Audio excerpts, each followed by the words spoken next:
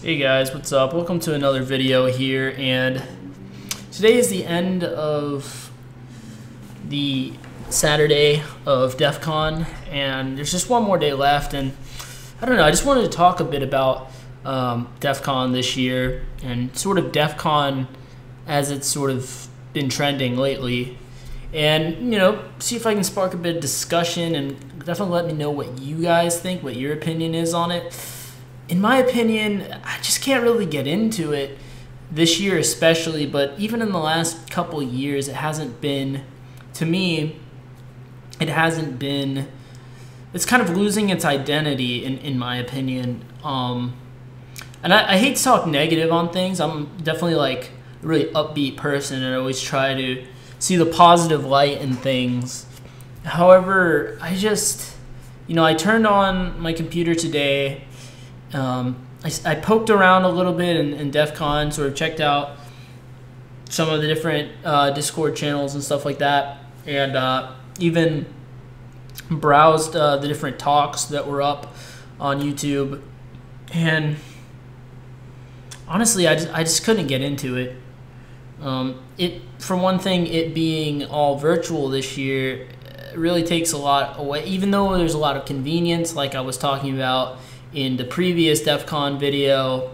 At the same time, I would also say that, losing that human element, there's just something about having like hundreds of hackers in one area that's like pretty interesting. And like, what was really cool about the villages, like for me, the villages, and every other year, the non-virtual years, the villages were the coolest thing about going to Defcon, really, because you went there and you had villages for all these different things, and it's like you had people there in person that could explain stuff to you, and you could sort of network with them, and you could kind of get some really hands-on and really good kind of experience with stuff that you wouldn't ever have access to otherwise. Like, for example, with the ICS, the industrial control systems, I remember last year me and my friends were working on one of those CTFs, and they set up like a legitimate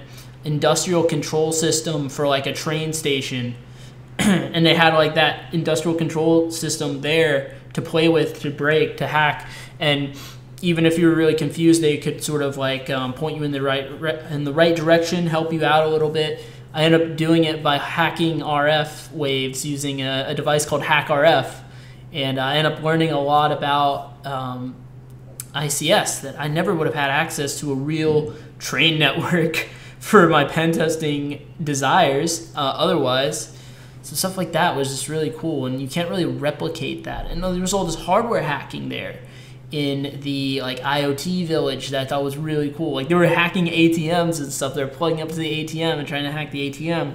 They were hacking like the firmware for Bird, which is like one of those scooters that you see in urban neighborhoods. They basically pulled apart the chip. They pulled the chip out of there, and they were soldering onto the board, and they were literally like hacking the firmware. Like, stuff like that. It's like, you're not going to get that obviously when it's all virtual. There's no way to replicate that.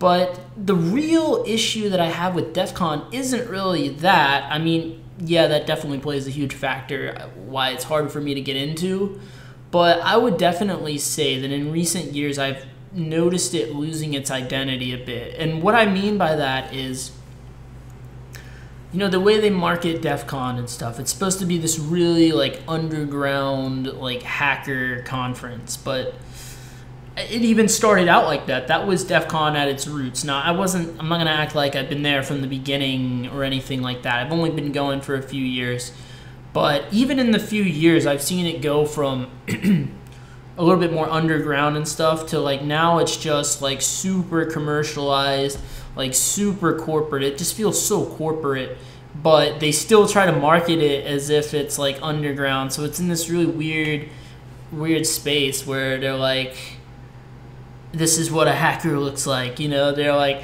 it's like the corporate version of underground, right? It's like not underground at all, but like they try to act like it is. And even if you like try to like record some video footage while you're at Defcon, they're like, oh no, you're not allowed to record here. This is like, try to act like it's super secret or something, but it's really not. Like, it's just like so corporate. There's all these corporations there. I think like CNN was there even. Like, it's just like everyone there is like a security professional. I mean, you have, don't get me wrong, you have your black hat hackers there. They're representing, but I'm talking like all the booths and stuff. You have so many corporations there, and there's like, it's all over the media. Obviously, if you follow any kind of security news or whatever, it's the big, you know, event that everyone knows about. It's not at all underground. Like literally, if you're in security and you don't know what Defcon is, then you're living under a rock, quite frankly. So it's like, but I wouldn't have a problem with that, except the fact that they try to market it like it's this underground thing is just like, I don't know. That just rubs me the wrong way. I mean, I feel like they should just own what it is. Maybe create another conference that actually is underground a little more. Maybe that would be a suggestion. I don't know. But in the last few years, it's been harder for me to really get into it at DEF CON. I definitely enjoy myself when I go there. But this year, because of that and because it's all virtual and that brings the issues that I was mentioning in the beginning of this video, it's kind of like, I just couldn't get into it so far. I mean, I'll poke around a little bit tomorrow again. Maybe I'll find something of interest. But even looking at the videos, right? Even looking at the talks, there was nothing that really like caught my eye, honestly. Like a lot of this stuff, a lot of the talks, I'm like, what the hell? That is like so like just not DEF CON. Like a lot of the talks just seem so like corporate, like I don't know, like very. I'm trying to find the words to describe this. Like very.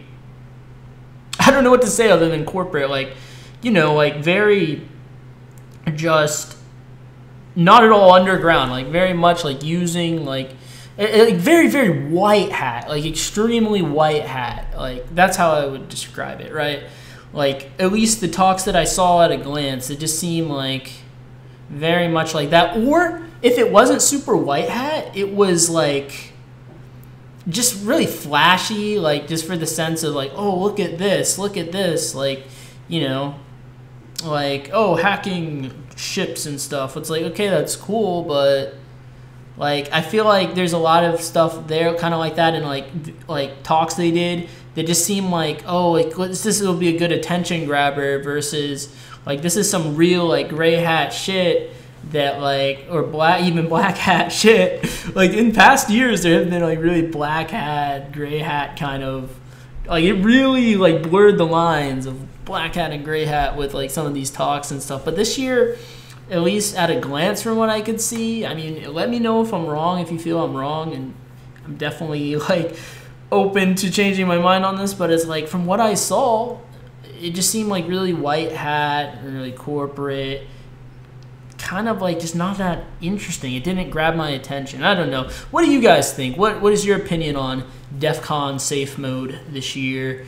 Have you know, been attending the villages or working on any CTFs or even attending some of the watching some of the talks on YouTube? I guess there is no such thing as attending talks at this, but have you watched any on YouTube? And what was your opinion, really? Just let me know. I'd love to hear from you guys. Just let me know in the comment section below. We can start that discussion. And yeah, I'll see you guys in the next video. Hopefully it will be a better day of DEF CON for me tomorrow. See you guys.